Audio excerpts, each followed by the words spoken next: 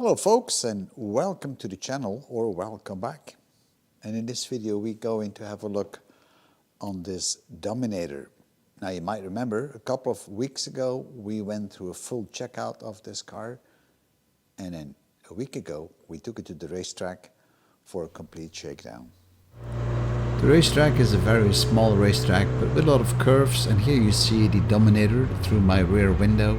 I was driving my MGB GT, and in the first run we took it a bit easy with the Dominator because the car was unknown, so we don't know what it would do, so it's better to be safe than sorry.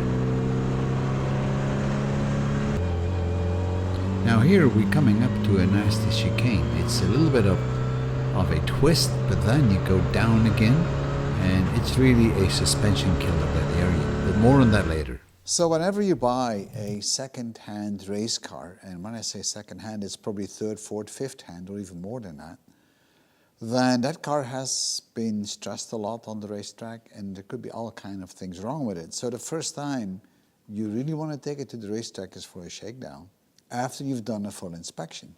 And that's what I did on this car.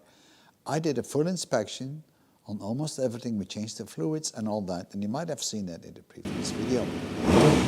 But still, we had an issue when we did the shakedown. So this car is not mine, but I kind of take care of it for a friend of mine. And during the shakedown, he was driving this car for the very first time. And if you drive a car for the first time, you better be careful in the beginning. So the first half an hour, he wasn't going very fast for two reasons. This car is fitted with a motorbike engine, which is very powerful, but it has a sequential gearbox, so you have to get used to that. And he was used to an H-pattern gearbox. Also, it has flippers, so that's different than shifting. And he also had to learn to manage the RPMs, because the race bike engine in a very light car like this one, which is about 380 kilograms, you have to keep the RPMs up, very high up, and that's quite different than a car. But in the second run, he was quite all right and started to go a lot faster. And then something happened. So if you look on this car from the back, there is nothing that really indicates that something is wrong. The wheels are right on both left and right. So you would not expect that anything is wrong with this car, but I can assure you something is really wrong. The shakedown happened on a very small track with a lot of curves. And there's one chicane, which is not only a chicane, but it's also going down real quick. And this is where a lot of cars are actually breaking their suspension. And the same thing happened on this very specific car. So in this video, we will have to figure out what is broken, why did it break, and then we need to repair it. This is the right-hand rear wheel, and that looks quite normal right now, but now the suspension is in full droop, so all the way down. But watch what happens if I am putting some load on the suspension. Watch that wheel. Wow, see that? And that's exactly what happened on the racetrack. The suspension broke. And that is a very dangerous situation. Look at this, you know, this is how the wheel was actually being facing outwards. So there is no way you can actually stay on the road. And he was real lucky that he didn't have an accident. So at the end, the car had to be towed away. We put it back on the trailer, and now we will have to fix it. First of all, the rear wing goes off, so we can see what the damage really is. There are a whole bunch of bolts and nuts you have to undo before you can take the rear shell off. And these are the enforcement bars for the hoop.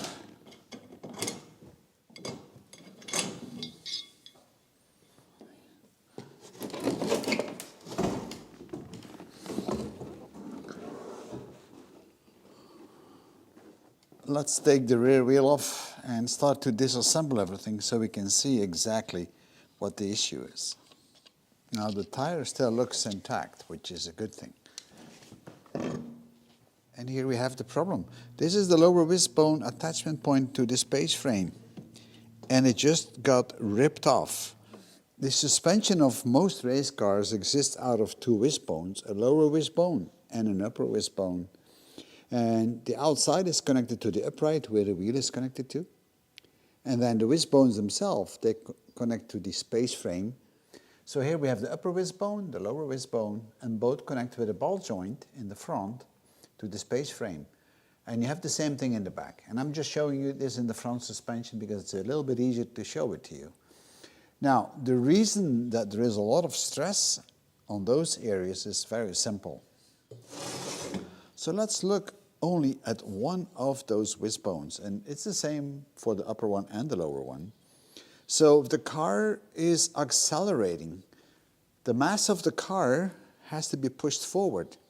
And if that happens, that wishbone will transfer the forces from the wheel onto this point here, and it will push against the space frame. On the other side, it's going to start pulling on the space frame. Now, obviously, that's not going to move because we have a very solid space frame. But you can see the stress being placed on the back side of the wishbone and the front side. So this one is pushing, and that one is pulling. Now, if you go into brake real hard, what's going to happen is the car wants to keep moving forward under its own mass, but now the wheels are blocking or holding back the car a lot, then you're going to see just the opposite effect. You're going to see that the forces from the wheel will traverse to the front side of the wishbone, and that's going to be pulling. And the back side is now going to be pushing against the space frame. So we're getting this constant pull and push, acceleration, braking, acceleration, braking. And I haven't even talked about sharp cornering, high-speed cornering, which either you're going to pull or push on both sides of the wishbone. And this is happening, of course, on all four those connection points. The connection point between the wishbone and the space frame will, over time, start to suffer from metal fatigue. And it's going to shear off or break off. So why is this shearing off? Okay, metal fatigue is one thing, but it might as well be a bad weld with not enough penetration. Or it may be that the metal around the weld has become too brittle because it was heated up and has been cooling down way too fast. And if metal cools down too fast, then the atoms are getting frozen in their heat position, basically, and it makes the metal very brittle. It makes it hard, but brittle, so it can break off very easily, and I think that's what I've seen in the back. So I'm going to disassemble the entire part here. So we're going to take the wishbones off, there are 4 bolts for that. I'm going to take the drive shaft off and the brakes and the shock absorber, and that way we can have full access and see exactly what happened and create a new pipe. So I'm going to take the Willwood brake calipers off. Now I already cheated a bit on you guys, I already loosened them up a bit.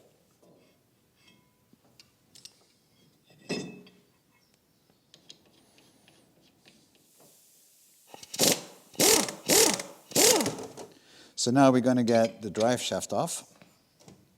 The bolts that are holding the drive shaft, they can be pretty tough, so I'm always using a breaker bar on the wheel hub to hold the wheel hub basically while I'm trying to release these bolts.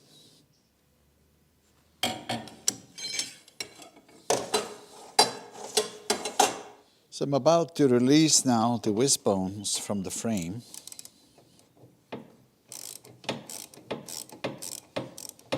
Once we're done with this, we can remove the actual wishbone. So now we should be able to take the wishbone entirely off.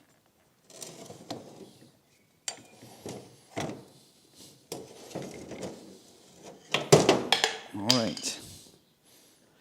And now we can really see how the metal sheared off. And here we have the entire bar. So the bar is welded on the bottom and it's welded on the top. So now the question is, do I replace the entire bar with a new one, or do I try to fix this section here? I think I'm going to go for a brand new bar. I'm going to take some dimensions, so when I weld in the new bar, this will be exactly in the same spot.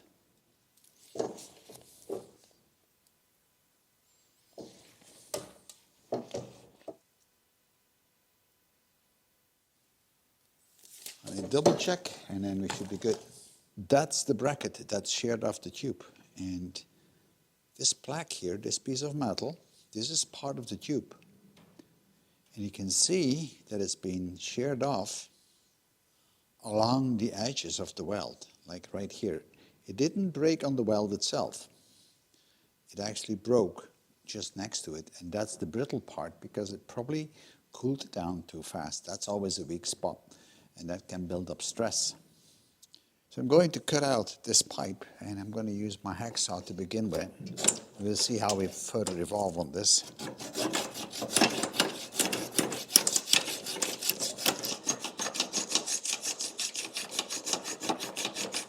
So I used the hacksaw to get the old bar out, and this is the new bar, which is exactly the same dimensions, the same thickness. So now we can actually make a new bar. But before we do so, I need to clean up the welding areas where the new bar will go in.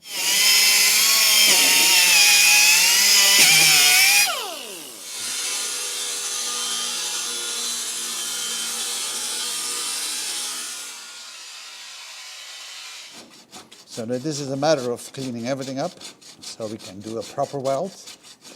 Once it's cleaned up, I'm going to wire brush it again, and then we're going to clean it with acetone, and then we can try to weld in the new bar as soon as the bar is cut to size. Well, that feels already quite good. So I've made a small support template in cardboard, very thin cardboard that is, and I know this fits properly, so now I just need to transpose this to the metal bar and cut it straight. So now it's time to cut off the old supports and then get them ready to be reused.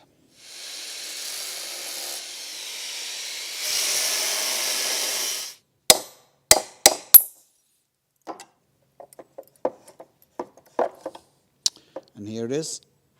This is the new bar that we have cut, and I'm holding it in place with some magnets. Now the width of the bracket is wider than the actual bar, and you can actually see it on the old one. You know, here you had the welding seam, and that's where the other one used to be. So you can see they're even a bit offset. So that's why it's important that they're welded on the bar at the right spot. So this is where the bracket is supposed to be. And I'm just going to mark it with a pen where I need to weld it. And this is our lower part of the wishbone, which is going to be welded on right here. And I can see it's exactly the same distance. So that is good. I'm going to use this scribe to measure now the distance of the brackets from the top and the bottom.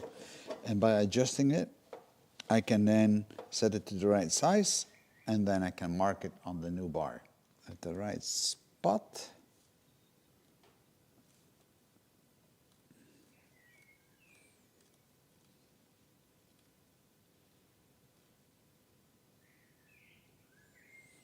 And that's my distance from the top.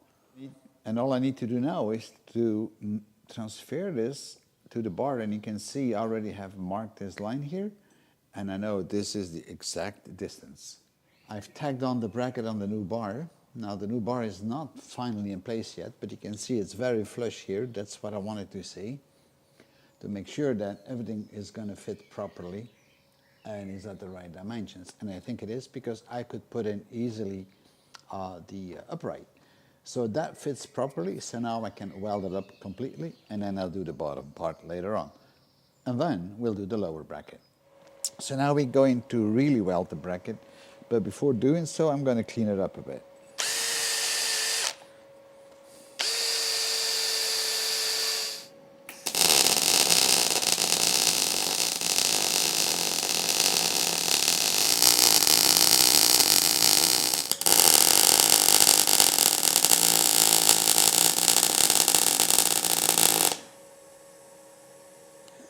So this is our support, and now that needs to go in, and I just want to make sure it's on the right direction, and I have some magnets already waiting inside, so I will stick to that. I just need to double check the marks. it is not a good idea to weld on a car when the battery is connected because of the welding, because that's electrical current, you can damage the electronic circuits on your car, and that's not the kind of thing you want to have happening. So I'm going to disconnect the ground, but also going to disconnect the plus 12 volts. Typically disconnecting the ground should be good enough, but I'm going to do both just to play it safe because this is not my car. I've placed a bit of cardboard on the engine just to protect it a bit in case I have a lot of splashing when I'm welding. Of course, cardboard is not the best thing to have because that can catch fire, but it will be okay. We're not expecting a lot of fire here or a lot of sparks flying around. There will be some, so we'll have this guy handy just in case, right? So that's where I need to weld in that bar. This side is okay, that side is more difficult, this side is okay, and the back side is even more difficult, and on the bottom it's even worse. So I won't be able to film it when I'm doing this because I will probably be in the way. So I'm going to use acetone to decrease the metal, so then we can weld it.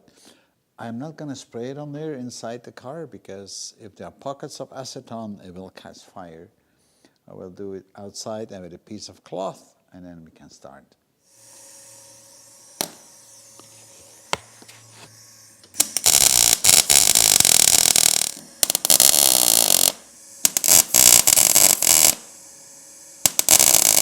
So I welded in the part, now that's sitting nicely in place, and it was very hard to weld all the way in the back and in the corners, but we got it in at the end. So now I'm going to paint it. Just a little bit. I already have given it a small coat, but I'm going to give it a little bit more.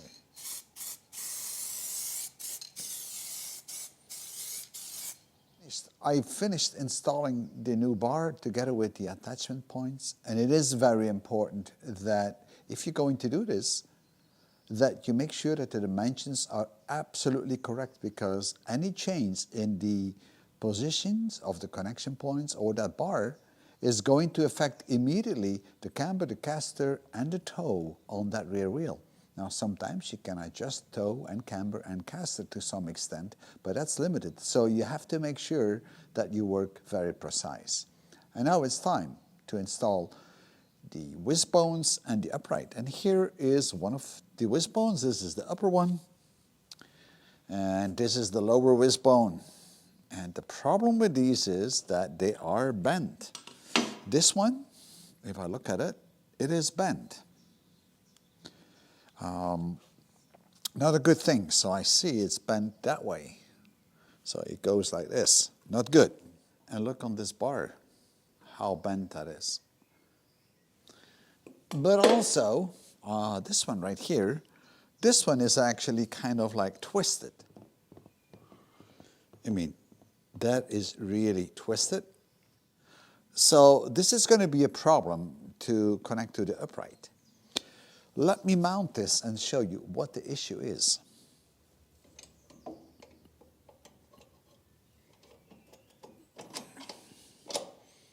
And as you can see, this is a good fit. I'm not going to install everything on it because that's not important right now with all the spaces. I just want to make sure that it kind of fits, right?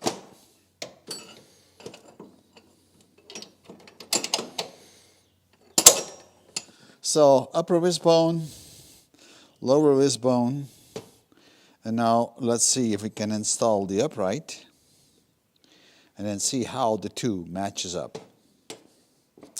So here is my upright. All right, so I can lift it up, and now we'll see where the issue is. This might give you a little bit of a better view on the mismatch. See that one right here? That is in the complete wrong place. It should be right here in the middle. So folks, we have reached the end of this video, and as you have seen, I cannot fit those wishbones because they are so bent. So we will have to build new wishbones, and that's going to be for another video, and then we can put everything back together. Thank you for viewing, and I'll see you in my next video. Bye-bye.